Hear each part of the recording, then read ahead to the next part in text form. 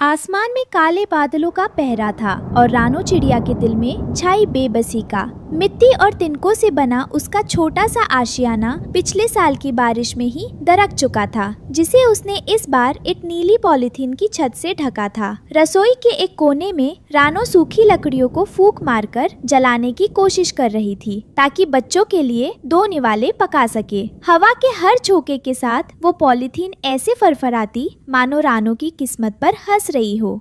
कुकू भाई देखो ना, मम्मा की आंखें धुएं से कितनी लाल हो गई हैं। कल रात से मम्मा ने खुद एक दाना नहीं खाया, बस हमारे लिए चूल्हा सुलगाने में लगी है। हाँ दीदी, जब भी मैं मम्मा से कहता हूँ कि मुझे भूख लगी है, वो अपनी भूख भूल जाती हैं। चलो हम चुपके से बाहर चलते हैं, शायद जंगल में कहीं सूखी लकड़ियाँ या खाने को कुछ मिल जाए। रानो चिड़िया बर्तनों को समेटने में लगी थी कि तभी गुड़िया और कुकू ने एक दूसरे को दबे पांव इशारा किया। माँ को बिना बताए दोनों बच्चे घर की दहलीज पार कर गए, ताकि माँ की थोड़ी सी मदद कर सकें। जंगल की पगडंडियों पर ठंडी हवाएं चल रही थी, जो आने वाले किसी बड़े तूफान का इशारा थी। गुड़िया और कुकू सूखी टहनियाँ बीन ही रहे थे कि सामने से गोरी कौवी आती दिखाई दी। गोरी कौवी के हाथ में पानी का एक चमचमाता मटका था और उसके चेहरे पर एक अजीब सा गुरूर था। उसे देखते ही कुकू के छोटे से दिल में पुराना दर्द जाग उठा, जब गोरी ने उनकी माँ का अपमान किया था। दीदी वो देखो, गोरी आंटी। उस दिन इन्होंने मम्मा को सिर्फ इसलिए हमारे आंगन से भगा दिया था क्योंकि हमारी पॉलीथीन की छत का पानी इनके साफ पत्तों पर गिर रहा था। आज हम इनसे अपनी माँ के आंसू का बदला लेंगे।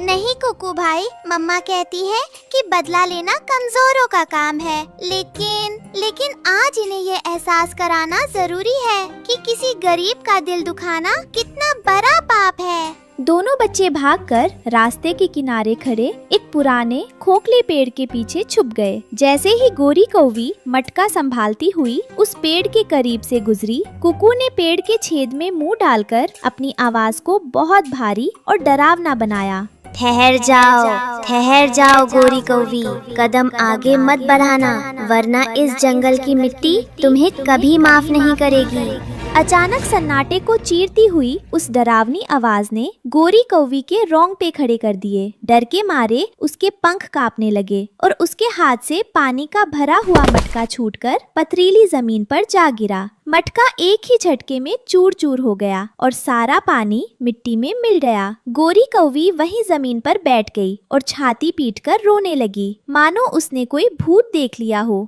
हाय दया, मैं मर गई। भूत! इस बुरे पेड़ पर कोई भयानक भूत आ गया है। मुझे छोड़ दो भूत जी, मैंने किसी का क्या बिगाड़ा है। तूने रानो चिड़िया के उस पॉलीथीन के घर का मजाक उड़ाया था। तूने एक तड़पती हुई माँ के आंसुओं को जमीन पर गिराया था। जा, अभी जा और रानो से हाथ जोड़कर माफी मांग, और जो दाना तूने उसकी मजबूरी का फायदा उठाकर छीना था उसे वापस कर। हाँ भूत जी, मैं अभी जाती हूँ। मैं रानो से माफी भी मांगूंगी और उसका दाना भी लुटा दूंगी। बस मेरी जान बख्श दो, मुझे मत मारना। गोरी कौवी को इस तरह गिड़गिड़ाते देख गुड़िया अपनी हंसी रोक नहीं पाई, लेकिन तभी सूखी हवा के कारण उसे जोर की छींक आ गई। छींक की आवाज सुनते ही गोरी कौवी का रोना थम गया और उसकी आंखें गुस्से से लाल हो गईं। उसने तुरंत पेड़ के पीछे झांका, जहां दोनों बच्चे एक दूसरे का हाथ पकड़े थर थर कांप रहे थे। अच्छा, तो ये रानो के पाले हुए 2 टके के भूत हैं, जिन्होंने मुझे डराने की जरूरत की। तुम्हारी इतनी हिम्मत कि तुम मेरा मटका तोड़ो। गोरी कौवी ने आव देखा ना ताव, झपट कर दोनों बच्चों के पंख पकड़ लिए। बच्चे दर्द और डर के मारे चीखने लगे, लेकिन गोरी के दिल में ममता नाम की कोई चीज नहीं थी। गोरी आंटी प्लीज हमें छोड़ दीजिए, हमसे गलती हो गई। हम तो बस अपनी मम्मा के अपमान का बदला लेना चाहते थे। हमारी मम्मा बीमार हैं, उन्हें मत घसीटिए। चुप रहो, अब तुम्हारी वो लाचार माँ ही तुम्हारा इंसाफ करेगी। आज मैं उस पॉलीथीन के घर को उखाड़ कर ना फेंका तो मेरा नाम भी गोरी नहीं। गोरी कौवी दोनों बच्चों को रोते बिलखते हुए रानो चिड़िया के उसी टूटे फूटे पॉलीथीन के घर के सामने लाकर पटक देती है। रानो, जो अंदर बच्चों के गायब होने से परेशान थी, बाहर की आवाज सुनकर पथ हवास दौड़ती है। गुड़िया, कुकू, तुम दोनों कहाँ चले गए थे? गोरी बहन, ये क्या माजरा है? मेरे बच्चे क्यों रो रहे हैं? अपने इन बदतमीज बच्चों से पूछो रानो। इन्होंने भूत बनकर मुझे डराया और मेरा नया मटका तोड़ दिया। अब या तो मुझे नया मटका ला कर दो या इन दोनों को मेरे घर बंधुआ मजदूर बनाकर भेजो। गोरी बहन, बच्चों की खता को माँ की झोली में डाल दो। मैं गरीब हूँ। इस पॉलीथीन की छत के नीचे सिर्फ 2 वक्त की सूखी रोटी कमा पाती हूँ। मेरे पास मटके के पैसे कहाँ से आएंगे?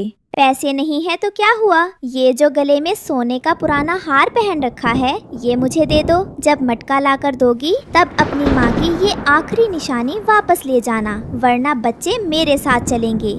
वो हार रानो की स्वर्गीय माँ का था, जिसे उसने हर मुश्किल वक्त में अपने कलेजे से लगा कर रखा था। लेकिन एक माँ के लिए बच्चों की आज़ादी से बढ़कर कोई निशानी नहीं होती।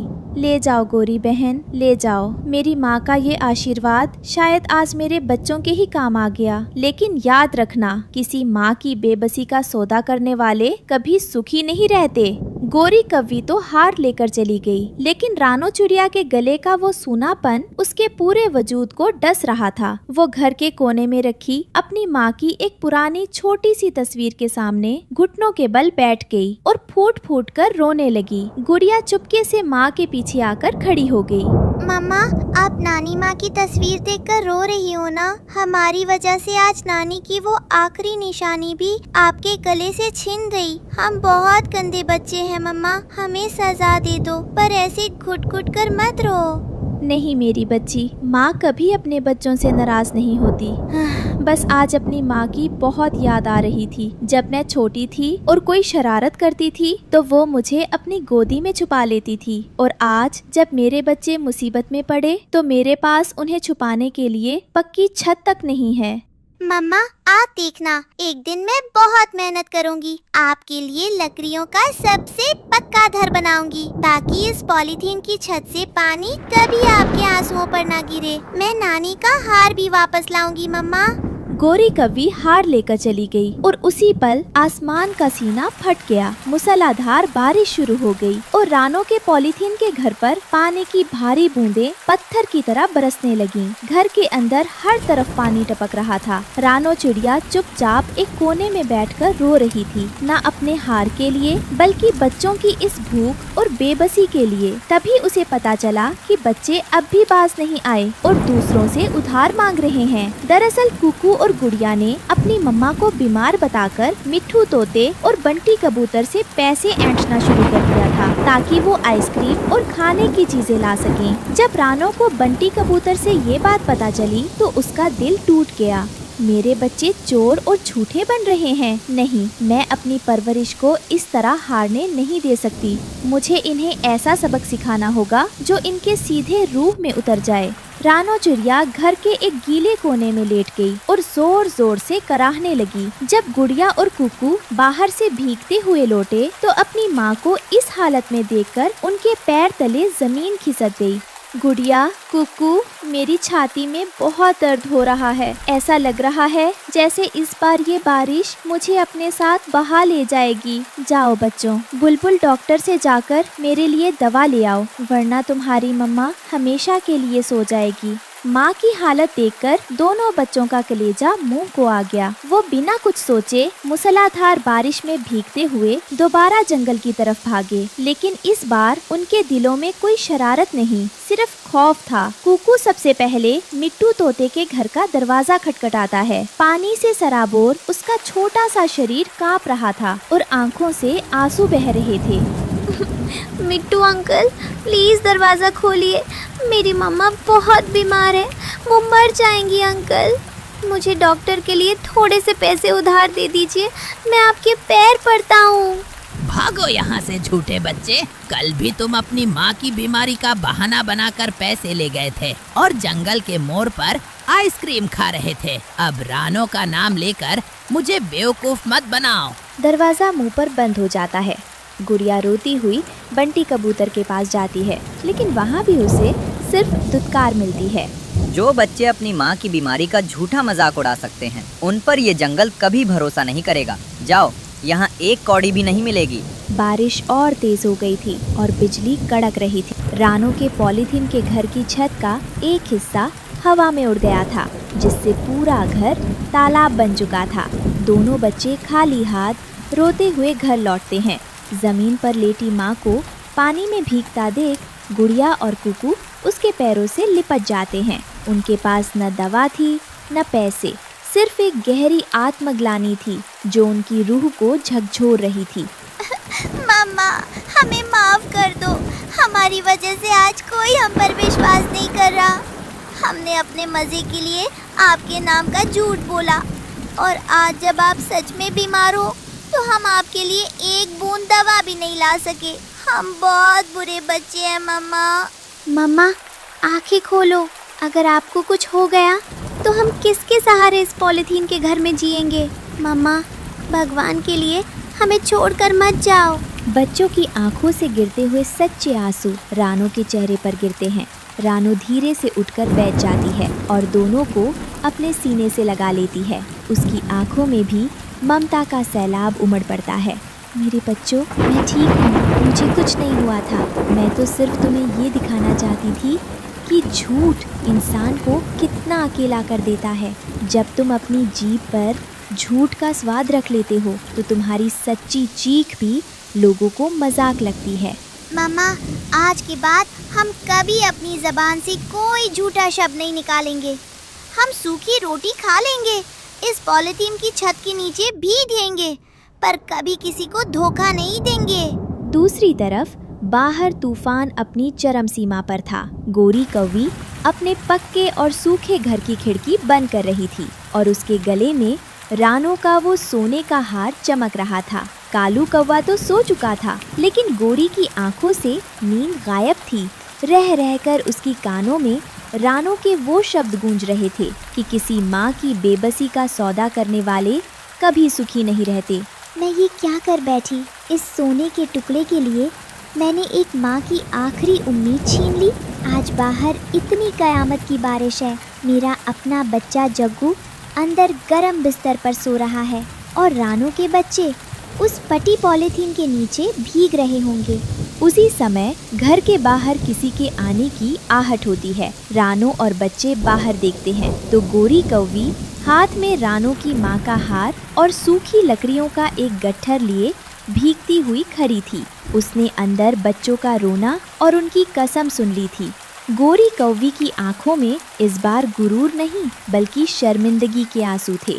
वो आगे बढ़कर रानो के हाथ में हार थमा देती है और बच्चों के सिर पर हाथ रखती है।